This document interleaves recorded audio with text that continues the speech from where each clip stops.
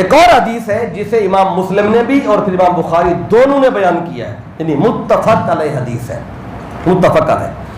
تو اس میں پھر صحابہ جو راوی ہیں انہوں نے پھر اس کھڑے ہونے والے بندے کی وضاحت بتائی ہے کہ وہ شکل میں کیسا لگتا ہے. ایک عمل ہے اور دوسرا اس کی ظاہری وضاحت ہے. اب اگلے حدیث پاک بھی سن لیں. اسی طرح ابو سعید خدری روایت کرتے ہیں آقا صلی اللہ علیہ وسلم نے مولا کائنات مولا علی شیر خدا علیہ السلام ان کو یمن کی طرف کسی جہاد کے لیے آقا نے بھیجا تھا. وہ بیان کرتے ہیں کہ باسا علی بن ابی طالب الی رسول اللہ من الیمن بذہیبۃ فی ادیم مقعود. مولا کائنات کو بھیجا تھا تو مولا علی شیر خدا علیہ السلام نے ادھر سے چمڑے کے تھیلے میں کچھ سونا جو تھا سونا وہ آقا کی خدمت میں بھیجا یمن سے، اور ابھی اس سونے کو صاف بھی نہیں کیا گیا تھا. لم تحصل من ترابها، ابھی سونے سے مٹی بھی نہیں اتاری گئی تھی. سونا آیا یمن سے، مولا علی نے بھیجا، اور میرے آقا کی خدمت میں جب وہ سونا پہنچا تو آقا نے فوراً اس کو تقسیم کر دیا 4 لوگوں کے اندر.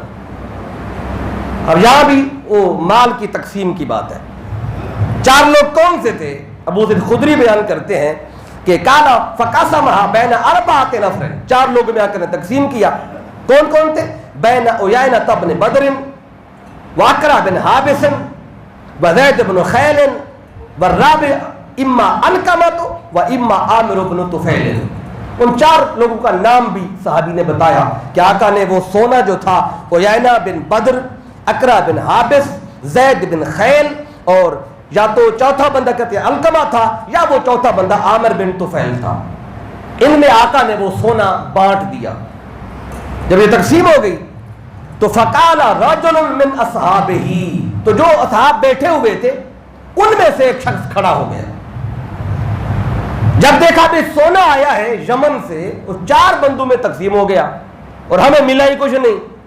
وہ کھڑا ہو گیا تو اس نے کہا کننا نحن حق بہذا من ہؤلاء، کہتا ہے ان 4 سے تو ہم زیادہ حقدار تھے، ہمیں ملنا چاہیے تھا سونا، ہمیں نہیں ملا، اور آقا نے 4 لوگوں میں بانٹ دیا.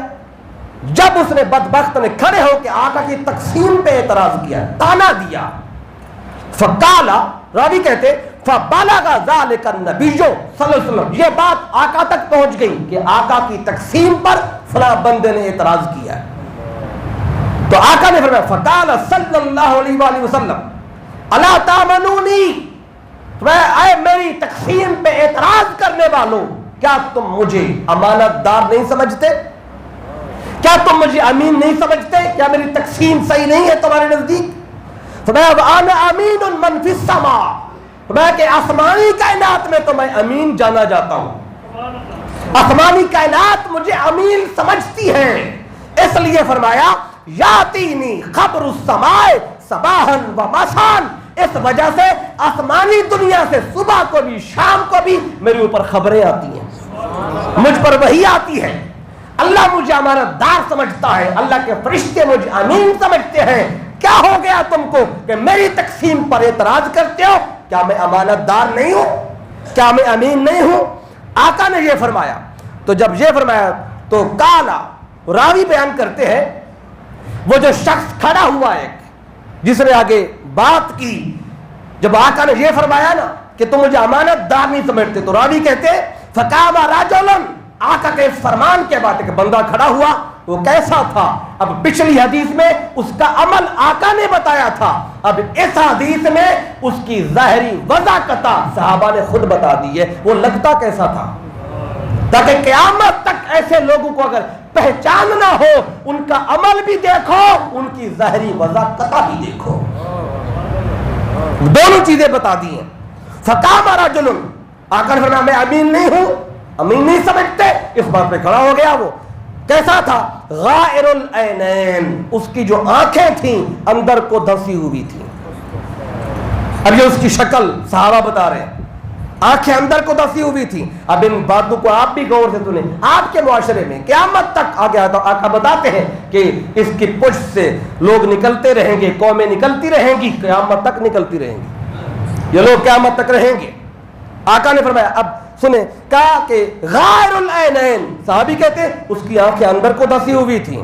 फिर आगे कहते हैं मुशरफुल वजनतैन, और रुखसारों की हड्डियां उभरी हुई थी। ये जो हड्डियां हो ना, ये निकली हुई थी, ऊंची थी, और आंखें अंदर को थी, यानी आंखें अंदर को और हड्डियां रुखसारों की उभरी हुई।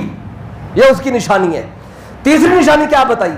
साहबी कहते हैं नाशिरुल जबहते, कहते हैं उसकी जो पेशानी थी ये ऊंची थी।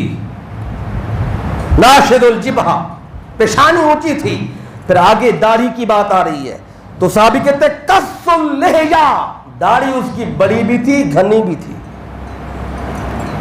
दाढ़ी बड़ी और घनी रखी हुई थी उसने। और आगे महलूक और रास है, और सर पे उसके टेंड था, सर पे बाल कोई नहीं थे। अब ये निशानियां सहाबा बता रहे हैं, और ये लोग क़यामत तक होंगे जिन्होंने मुस्तफा को ताना दिया, मुस्तफा की बेअदबी की, गुस्ताखी की। तुम्हें उनकी नमाजें देखोगे, तुम्हें अपनी नमाजें कम नजर आएंगी। रोजे देखोगे उनके, तुम्हें अपने रोजे कम नजर आएंगे। उनके कुरान पढ़ना देखोगे, तुम्हें अपना कुरान उनके मुकाबले में कम नजर आएगा। यह तो उनका अमल, अब उनकी शक्ल। पेशानी उभरी हुई, दाढ़ी बड़ी भी और घनी भी, महलूक और रास, और सर हमेशा टेंड होगा, सर पे बाल नहीं आने देंगे, थोड़े होंगे टेंड करवा लेंगे। आगे है मुशम्मिरुल इजारे, मुशम्मिरुल इजारे, और फिर उसकी जो शलवार होगी ना, ये टखनों से बहुत ऊंची होगी। शलवार टखनों से ऊंची, सर मुंडा हुआ, आंखें अंदर को, गाल उभरे हुए, दाढ़ी बड़ी भी और घनी भी। ये निशानियां कौन बता रहा है? सहाबाए करम। और इमाम बुखारी इसको बयान कर रहे हैं, इमाम मुस्लिम इसको बयान कर रहे हैं। सुने, इमाम बुखारी किताबुल मगाजी हदीस का नंबर है 4094, और सही मुस्लिम किताबुल ज़कात हदीस का नंबर है 1064। दोनों ने, अब जो कहते हैं ना बुखारी मुस्लिम के अलावा हमें कोई और लेते नहीं हदीस, चलो आका ने तो ये बुखारी भी बयान कर रहे हैं, इसे इमाम मुस्लिम भी बयान कर रहे हैं। ये निशानियां बताई। अब सुने, तहबन ऊंचा था, तो फकाला, उसने खड़े होके, इस शक्ल सूरत का बंदा था, उसने खड़े होके आका की खिदमत में क्या उसने ताना दिया। कहता है या रसूल अल्लाह इत्तकिल्लाह, कहते हैं अल्लाह के रसूल अल्लाह से डरे। उधर कहता था अदल करें, और इधर कहता है इत्तकिल्लाह, अल्लाह से डरे। जब आका ने यह सुना ना कि ये मुझे कह रहा है अल्लाह से डरे, तो काला सल्लल्लाहु अलैहि वसल्लम वैला का, बदबख्त, तेरा सत्यानाश हो, तेरा खाना खराब हो, वैला का। अब यही लफ्ज है वैलुल कुल्ले हुमाज़ातिल लुमाज़ा। उधर भी वैल खुदा कह रहा है, इधर वैल मुस्तफा कह रहे हैं। जो लफ्ज करता है, मुंह पे ताना देता है, उसके लिए खुदा की भी बर्बादी है, मुस्तफा की भी बर्बादी है। जिसे खुदा भी कहे तेरा रहे ही कुछ ना, जिसे मुस्तफा भी कहे तेरा रहे ही कुछ ना, तो दाढ़ी जितने भी हो, नमाजें जितने भी हो, रोजे जितने भी हो, वज़ाकता जैसी भी हो, जब तक बारगाह मुस्तफा की गुलामी में नहीं आता, अल्लाह इन चीजों को देखता ही नहीं है। नारे तकबीर, अल्लाह, नारे रिसालत, या रसूल अल्लाह, नारे हैदरी, या अली। कहता इत्तकिल्लाह, आका से कहते अल्लाह से डरे। आका बोलते काला वैला का अबा लस्तु अहक्का अहलिल अर्द अन यत्तकिल्लाह, मुझे कहता है कि मैं अल्लाह से डरूं। वह सुन, फरमाया क्या अहले जमीन में से मैं ज्यादा हकदार नहीं हूं कि मैं अल्लाह से डरूं? जिसने अल्लाह का होना बताया, अगर वही नहीं डरेगा तो फिर अल्लाह से डरेगा कौन?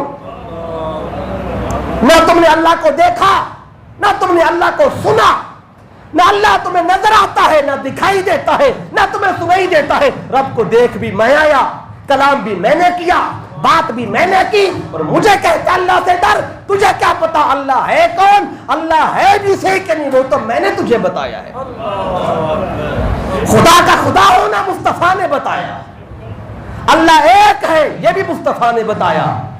اب بڑا کہ مجھے کہتے ہیں اللہ سے ڈر، مجھ سے بڑھ کر اہل زمین میں سے اللہ سے ڈرنے والا کون ہے؟ تو جب آقا نے یہ فرمایا نا، تو اب جب اس نے یہ سنا تو اب پہلے تانا دیا، اب کیا کیا؟ اب مصطفیٰ کی خدمت میں معذرت بھی نہیں کی بلکہ پیٹ پھیر کے چلا گیا. یعنی مجلس سے اٹھ کے مجھے بات اچھی نہیں لگی کہ مجھے کیوں کہہ دیا، مجھے ایسا کیوں کہہ دیا.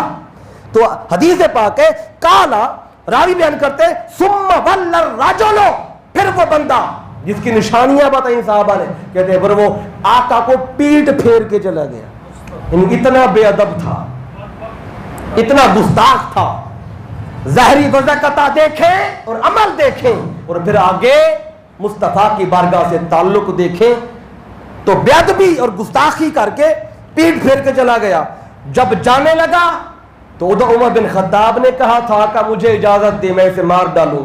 ادھر آقا کی خدمت میں خالد بن ولید کھڑے ہو گئے. سبحان اللہ. قال خالد بن ولید یا رسول اللہ الا اضربونک، آقا مجھے اجازت دے میں تو بدبخت کو یہیں ختم کر دوں. آقا فرماتے ہیں نہیں اسے ابھی کچھ نہیں کہنا، شاید یہ نمازیں پڑھتا ہوں، حدیث کے لفظ ہے شاید یہ نمازیں پڑھتا ہوں. تو آگے یہ عرض کرتے خالد بن ولید آقا کتنے ایسے ہیں نمازیں تو پڑھتے ہیں پر دل میں کچھ نہیں ہوتا، مجھے اجازت ہے میں اسے مار ڈالوں ادھر ہی. آقا مت نہیں سے جانے دو. فقال صلی اللہ علیہ وسلم وہ بس اس کو دیکھ لو انہو یخرج من دے ھذا قوم، میں اس کی پشت میں سے ایک قوم نکلے گی، ایک قوم لوگ پیدا ہوں گے اس کی پشت سے. یتلون کتاب اللہ رتبا، ہر وقت اپنی زبان کو اللہ کی کتاب سے تر رکھیں گے، یعنی قرآن بڑا پڑھیں گے.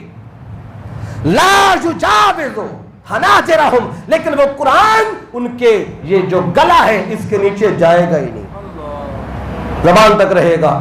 اور پھر آگے آقا فرماتے ہیں یمرقون من الدین کما یمرق السهم من الرمیہ، یہ دین سے ایسے خارج ہو جائیں گے جیسے تیر شکار کو لگنے کے بعد وہاں سے خارج ہو جاتا ہے.